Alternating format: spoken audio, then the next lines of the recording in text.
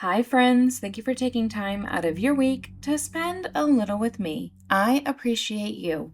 This week, I decided to take a break from our usual programming to discuss a case of paranormal activity. Not only will we be discussing the ghostly residents of this establishment, but the dark history that helped this hotel gain the reputation of America's most haunted hotel. So, I ask you all to join me as we talk about the Crescent Hotel. In 1879, the city of Eureka Springs was founded in Arkansas. It was a haven of natural springs which reportedly held healing properties. The news of the springs spread far, and within a year, the population rose to a staggering 15,000 residents.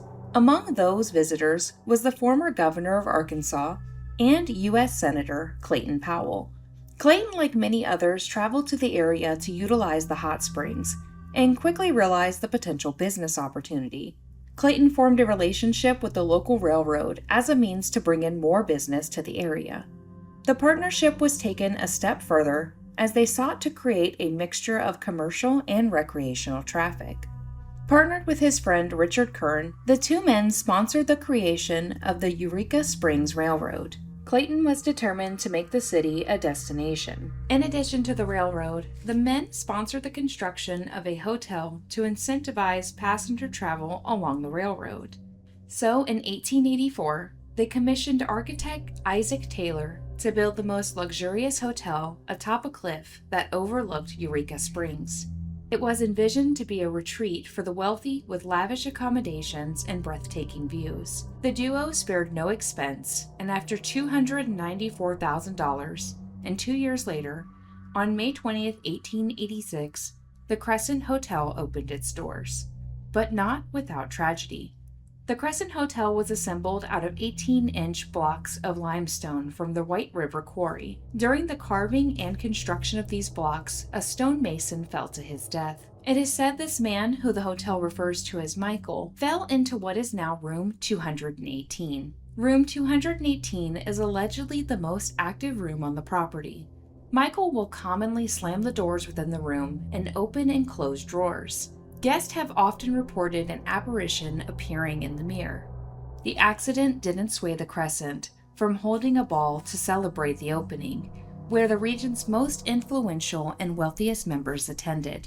For the next 15 years, the hotel continued to operate as a hotspot for the wealthy. But due to financial issues, the hotel was leased during the off-seasons.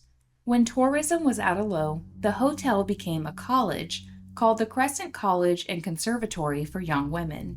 At the time, education was not highly valued for women, and the college was considered to be one of the most exclusive boarding academies in the state. But sadly, this led to another tragic event. As the legend goes, a student of the college became pregnant by a professor. The woman was found dead on the ground below a third-floor balcony. No one knows if it was intentional or accidental. Some believe she was pushed. Regardless, the hotel believes this woman is the apparition who has a mist-like appearance. She appears in a nightgown, sometimes falling from the balcony or just drifting between the halls. She can also be seen in the back courtyard. The college continued until 1924. The building was used for a number of business ventures that failed throughout the years. In 1930, a junior college was established, and that lasted until 1934. Then, for years, the building was just a summer hotel, which faced continued financial hardship due to a lack of tourism. Then, in 1937, the Crescent was purchased by a man named Norman Baker. Norman Baker was many things: a former vaudeville magician, a radio broadcaster, an inventor, but most notably a charlatan. Norman, who was born in 1882 in Iowa, was the 10th child of a wealthy engineer and inventor. Norman dabbled in a number of money-making ventures, such as mail-order business for dry goods and a traveling mind-reading act, but more notably, he sold himself as a healer. Norman claimed to have unlocked the cure for cancer, and he peddled his treatments thanks to his radio station, KTNT, which stood for Know the Naked Truth. The broadcast reached across the Midwest and Norman used it along with printed brochures to promote his cure. But when the news came out that Baker was practicing medicine without a license and his theories held no credibility in the medical world, he was ran out of Iowa. His patients continued to believe in Norman, however, and followed him to Arkansas. In 1937, Norman purchased the Crescent Hotel, creating the Baker's Cancer Curing Hospital. He continued to broadcast his treatments and pushed his brochures in the mail. He referred to the area as the Switzerland of America and promoted his hospital under a cheery banner which read, "Where sick folk get well." Norman claimed his Formula 5 could cure cancer in 3 to 6 weeks without surgery or radiation treatments. If patients were not cured within the allotted time, they could return for more treatments free of charge, except for room and board and transportation. The patient was responsible for these costs.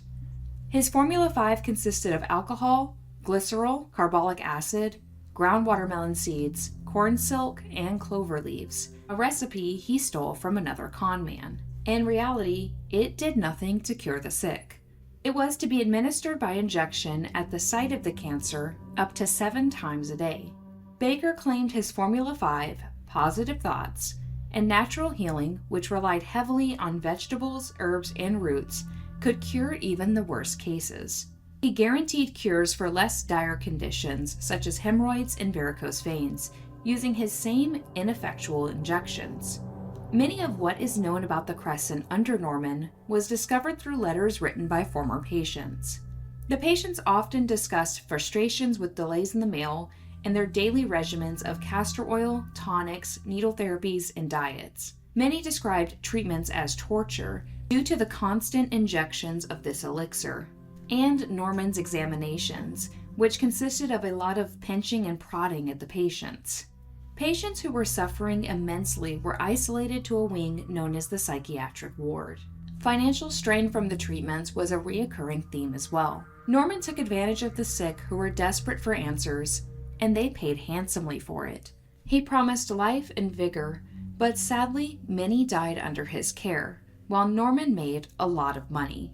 Norman was eccentric and made no attempt at hiding the money he made from the sick. He drove custom-built cars, painted in his signature color lavender, and he always wore the best 3-piece suits paired with lavender shirts.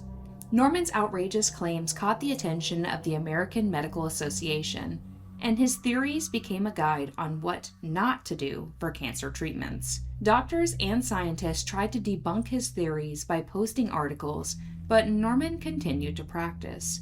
Many times authorities tried to put a stop to Norman's grift, but were unsuccessful. He used his reach to not only promote his cure, but slander his enemies in mainstream medical establishments.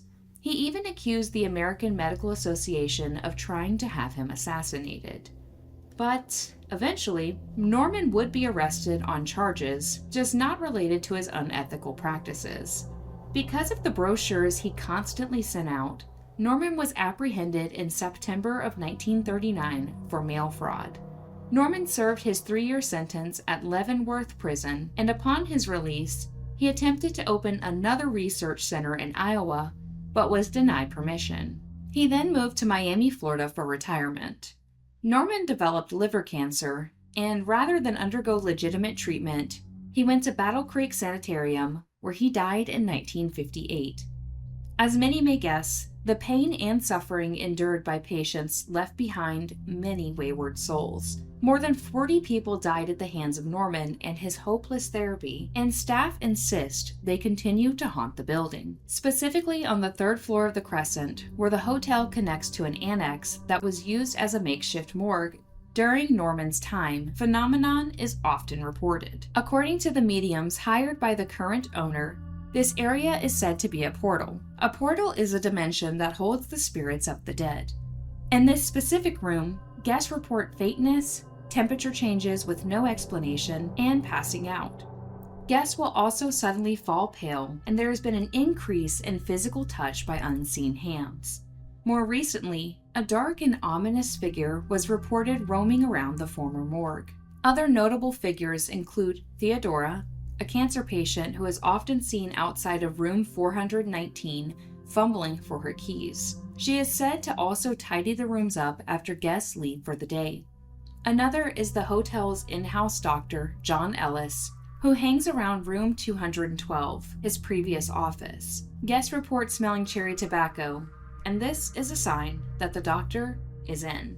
And lastly, a nurse on the third floor. She is seen pushing a gurney around, and sometimes the squeaking wheels are heard echoing through the halls. After Norman, the hotel underwent a transformative period of renovations and ownership. The new owners were four men: Herbert Byfield, John Constantine, Dwight Nichols, and Herbert Shutter, and their goal was to restore the Crescent to its former glory. They used vacation packages in collaboration with the Fisco Railroad, which brought a wave of tourism.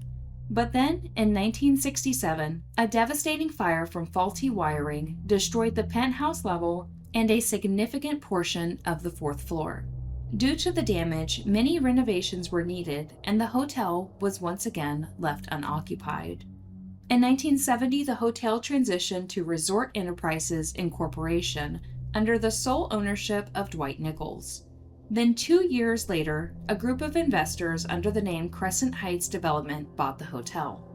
The property was restored and facilities expanded. It was during this time period that the first reports of supernatural occurrences surfaced. The last exchange of ownership of the Crescent occurred on February 28, 1997, when Marty and Elise Rodnick purchased the property. The couple completed their 10-year restoration project in just 5. Under their care, the Crescent secured recognition by the National Trust for Historic Preservation as one of America's distinctive destinations. Sadly, in 2009, Marty passed away in an accident, but Elise continues to run the Crescent just as the two dreamed. The Crescent has other ghostly residents, not necessarily connected to historical events. These honorable mentions include 4-year-old Brecky, the son of Richard and Mary Breckenridge. Brecky sadly fell ill during his stay at the Crescent and died from the sickness. He is reportedly seen playing in the halls with a red ball or photobombing tourists. Many unnamed spirits dressed in period clothing appear most frequently in the Crystal Dining Room, where the dancing ghosts are seen at all hours of the night. Most often, the decor in this room will be moved around, with no one in the room. The most popular and commonly seen spirit is Morris. According to hotel records, in 1973, an orange tabby cat wandered into the lobby and stayed for 21 years. The cat became known as Morris and a staple at the Crescent, with the staff jokingly referring to him as the general manager. When Morris passed away, he was buried on the hotel grounds, and a memorial was dedicated to him in the lobby. To this day, guests file complaints about a cat running through the lobby and hallways. The modern Crescent Hotel has embraced their reputation as being haunted. They've hired countless paranormal investigators to provide an explanation for why the Crescent seems to be a hotbed for activity. They believe it has to do with the foundation. The Crescent is built upon limestone, which is believed to have the ability to absorb and release electromagnetic and psychic energies. Regardless, the haunted hotel continues to bring in tourists and flourish under the title of America's Most Haunted. This only reached new heights when in 2019, a landscaper unearthed something unexpected. Behind the hotel, at the edge of the woods, was a dumping site of what was described as specimen jars. These jars were on display when visitors entered Norman's hospital. They were filled with tumors and flesh to try and make Norman and his hospital look more legitimate. The discovery was huge. They found hundreds of bottles, some broken, others in perfect condition. All were filled with some sort of liquid varying from clear in color to brown, and many held a specimen inside. Several bottles were excavated and removed for testing. Currently, the Crescent Hotel and Spa is in operation and offers nightly ghost tours. So, what do you think? Would you stay a night at the Crescent? Hi friends, if you made it this far, thank you so much for watching. As always, I'm interested in hearing your thoughts, so leave them below and we can chat about this case. If you found this to be informative, please consider giving the video a thumbs up to let YouTube know you want more from me. And lastly, if you're not subscribed yet, you should, because we would love to have you under the ash tree. Thank you again for joining me this week. I know it's a bit different than what we're used to talking about around here, so I hope you enjoyed it. If not for the ghost, then maybe for the history. I will be back with another true crime case very soon, but for now, we must part ways. So stay safe out there, and I will see you in the next one. Bye, friends.